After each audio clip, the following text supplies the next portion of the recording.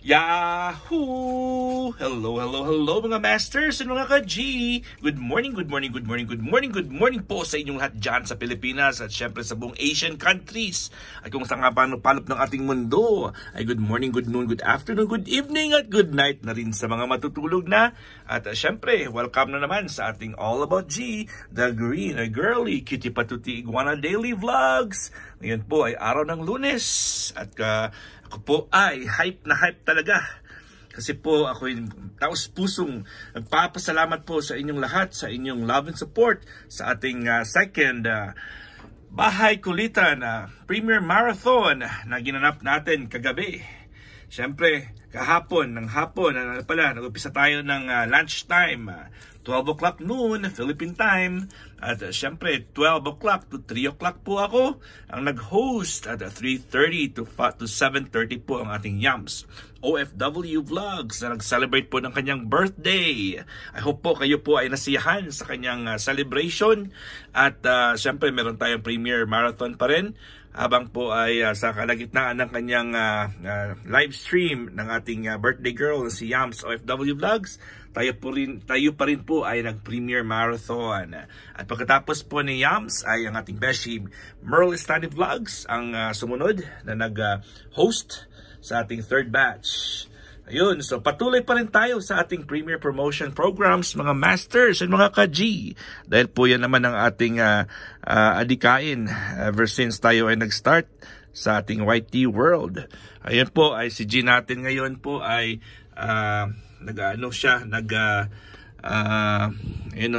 kita niyo po yan. Ayan po, nag-shedding po ang G natin. So normal lang po yan sa mga ganitong buwan. Ayun, ay natatanggal po yan. Ayun. So kailangan nang talagang basain po si G. Ayun, natatanggal po yan, no. Ayan. O, di ba? So shedding. Ayan, no. Tatanggal. So kailangan talagang basain si G natin para po ay hindi po makati at hindi po masakit sa kanya ang kanyang shedding. Ayan. So alagaan lang natin si G. Naalala ko po last year, nung mga ganitong taon din, mainit, ay si G po ay nag-shedding. At hindi ko pa alam kung anong gagawin. Hindi ko po siya nilalagyan pa ng swimming pool. So bukas pa, mamaya po ako pagkatapos na ng aking pag-record, ay paglagay natin ng kanyang swimming pool. Kasi ako po ay nagmamadali ngayon at ako hindi pa nakapagpahinga dahil po sa kakatapos ng nating Premier Marathon.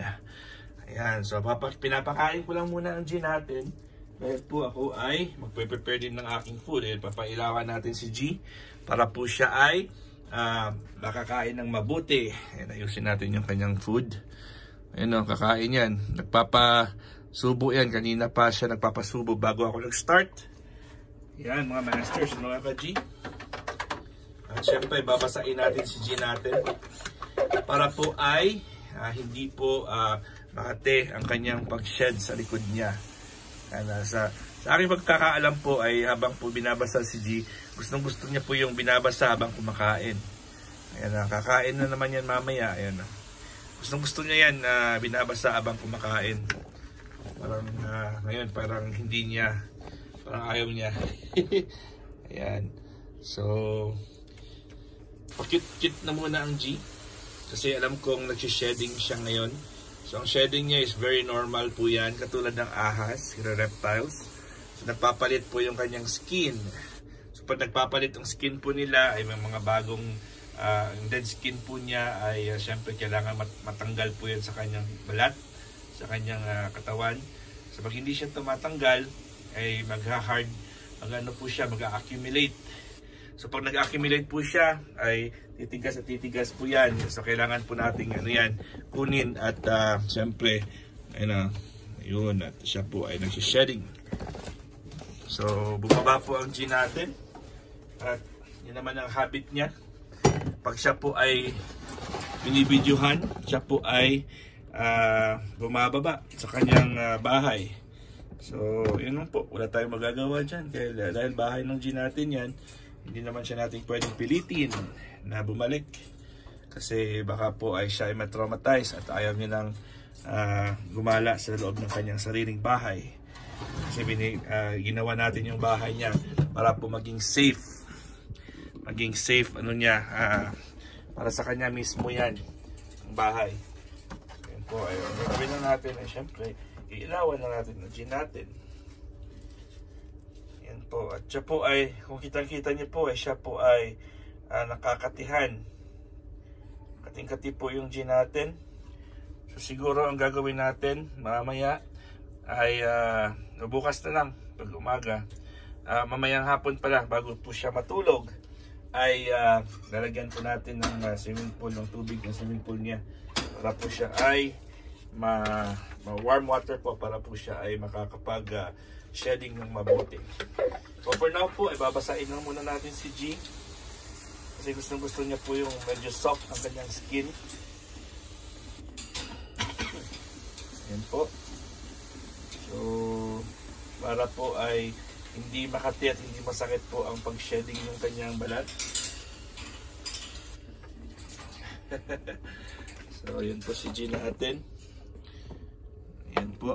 Hindi po yan dumi sa ilalim. Ano yan, mga pagkain po yan na nahuhulog. Pero nagpupupo po si G natin. Ayun. Ayun! Ihi po si G natin. Kitang-kita niya naman. Umihi po yung G natin. Ayan, at poops na naman ang G natin sa baba. Ayan, so payo. Ayan, poops na pala yun. Pero may pagkain talagang nahulog kahapon. Hindi ko po nakuha. Kasi po ako'y nagmamadali. Kaya po ngayon ay, ayun, assist na lang muna si G natin. Kasi maraming prutas kasing kinakain ng G natin. Kaya po siya ay maganda yung kanyang digestive system. Ayan, digestive system ng G natin ngayon ay sobrang very active at very normal. So walang tubig-tubig, walang swimming pool, pero si G po ay nakakapagbawas, which means na maganda ang paggawa ng kanyang bahay. Siya po ay very comfortable sa kanyang bahay. Diba mga masters and mga ka-G? Ayan po, pinailaw na po natin yung ating isang LED lights. Ayan po. At ang G na natin ngayon ay napaliguan na naman natin. At mamaya po i-aakit nila sa taas yan at kakain na naman. Dahil po alam ko ang gutom na yan kasi lumabas na po ang kanyang dumi. Ayan. So, sige. Ay po patuloy rin sa ating health lectures habang pa tayo nag-usap-usap.